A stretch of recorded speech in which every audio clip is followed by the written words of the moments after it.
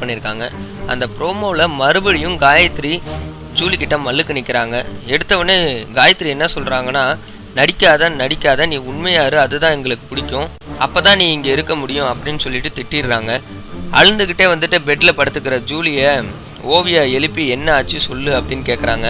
Julie அதுக்கு என்ன பதில் சொல்கிறாங்கன்னா, நாமினேஷனில் உன் பேர் வரலன்னு உனக்கு என்ன குளிர் விட்டு போச்சா அப்படின்னு என்னை கேட்குறாங்க.